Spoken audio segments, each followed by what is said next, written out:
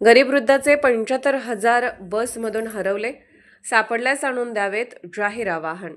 सांगलीच्या कवठे महाकाळ एसटी आगाराच्या बसमधून प्रवास करीत असताना एका वयोवृद्ध व्यक्तीचे 75,000 रुपये हरवले असून ज्यांना कोणाला सापडले असतील त्यांनी माणुसकीच्या नात्याने परत करावेत असे आवाहन करण्यात येत आहे.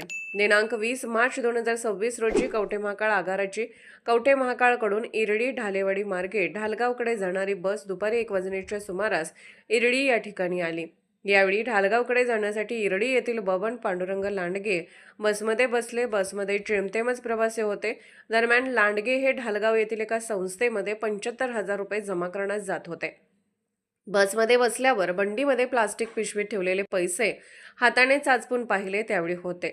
ढालगाव आल्यावर बसमधून उतरल्यानंतर काही वेळाने पाहिले असता पैशाची पिशवी हरवलेली दिसून आली.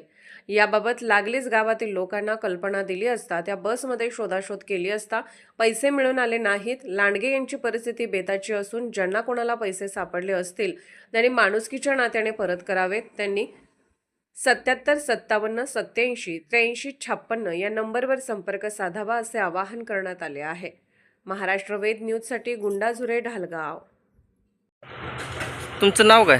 बबन पांडुरंग लांडगे. काय झाले तुमच्यासोबत? मसुबा याच्यापासून देवळापासून एस टी थांबत्या स्टँडवरनं सोसायटी भरायला ढालगावला निघालो होतो आणि इस्टेत चढलो आणि उतरलो ढालगावात उतरून त्याच्यापाशी खाली चौकात गेलो ना, चौकापासून हात लावला तर पैशाचं आणि बुक पण नाही ते. मग गप्पांना मागात फिरलून घराकडे फोन लावला. रक्कम किती होती साधारण? रक्कम 75,000 रुपये आहे. कशासाठी घेऊन आला? 75,550. कशासाठी घेऊन आला? अहो, सोसायटी भरायला निघालो होतो. आज उद्या सुट्टी आहे म्हणून आज सोसायटी भरायला निघालो. योग्य कोण महागारी देईल ते पैसे त्याला 5,000 रुपये आम्ही बक्षीस देतो त्याला.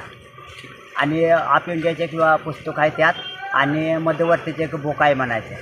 मध्यवर्तीचे एक बुक आहे आणि आप इंडियाचे एक पुस्तक आहे. त्या दोन्ही पैसे मिळून सगळे एकातच आहे. ते कॅरी बॅगेत आहेत आणि कोण योग्य देईल त्याला